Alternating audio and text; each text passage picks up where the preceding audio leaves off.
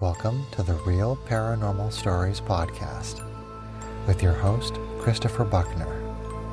Send your stories to realparanormalstoriespodcast@gmail.com. Royalty-free music provided by Kevin MacLeod and Tabletop Audio. And now, let's take a trip into the paranormal.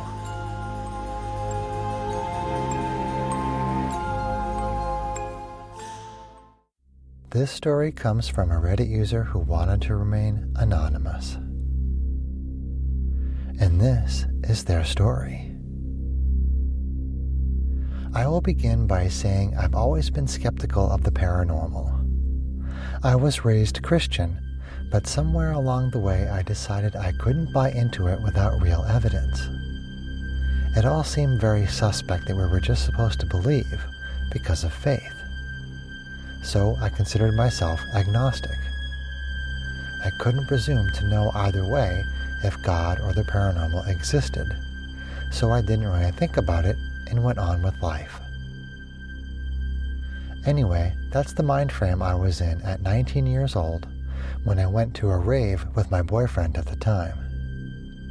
I had been drinking and we had an argument that pissed me off, so I went to sit in the car by myself until he was ready to leave. I was aware of my surroundings and didn't pass out. I had never drank to the point of blacking out. I sat in the passenger seat and remembered the CD I was playing. I had not been sitting there long when my passenger door opened and someone crouched down and put their hand on my leg. What struck me is that I did not feel threatened at all. This person didn't knock first, just opened the door and bent down to touch me, like they knew me and knew I wouldn't be afraid. When I looked at the person, I got the impression they were a female, but then I wasn't sure. Maybe they were a feminine male? It was unclear. They looked androgynous with short dark hair, and even though I was looking directly into their face, I can't remember any of their features. I just get the impression of a light figure dressed in dark clothes with dark hair, but a peaceful presence. I wasn't scared. They said, "Are you okay?" And I said, "Yeah, I'm fine. Who are you? Did my boyfriend send you?" And they said, "No, he didn't. My name is Star. I don't know how to go about explaining who I am." And I said, "Okay, well, can you try?" And they said, "No, I just came to check on you. If you're okay, I must be going now." And I asked them to stay, but they shook their head and said they had to go. At this point, I had come to think I was speaking to a woman, so she closed the door and I watched her walk off in the rearview mirror.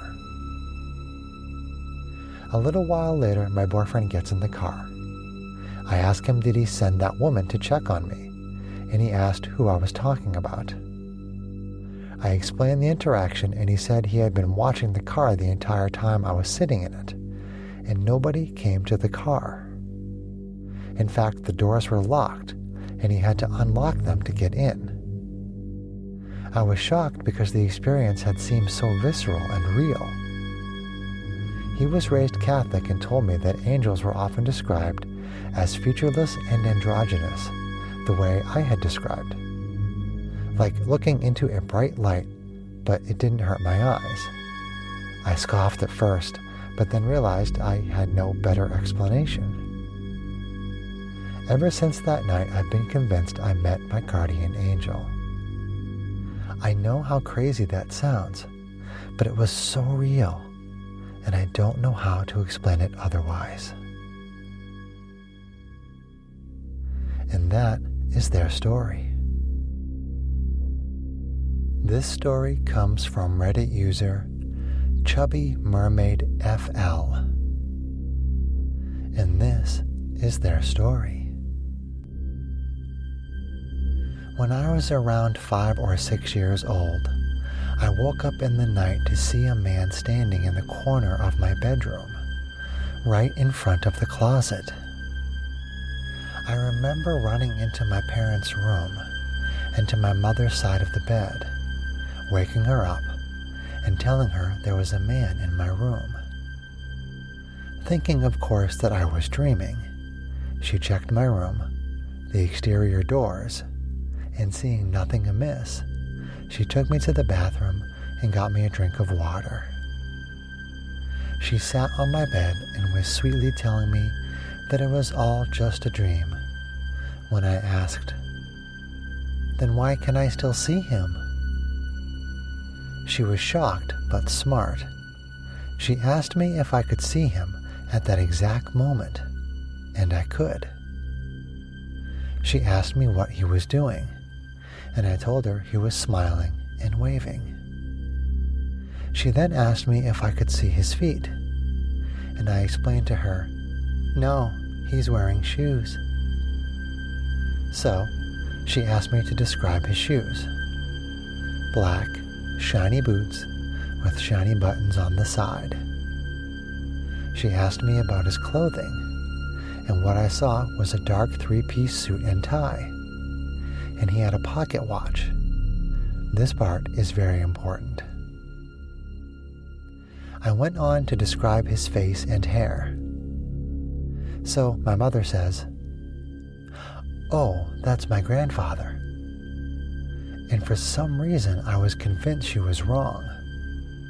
But he smiled and nodded his head, yes. So I asked why was he here?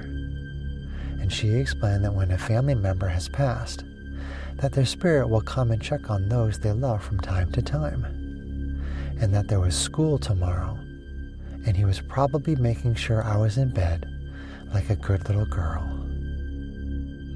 And I saw my great-grandfather throw his head back and laugh. He came to visit and look in on me many times as I was growing up, and sometimes he would bring a friend. But he would always smile and wave at me, and thanks to my mother's comforting words, I was never scared. I would grow up to learn of my great-grandfather's career of being a tailor and owning several clothing stores in the Victorian era, and how the fob of his pocket watch was a braid of my great-grandmother's auburn hair. I have that watch fob. It is tucked away in my home for safekeeping and for future generations to learn about the first person in our family to leave Sweden and come to America. And that is their story.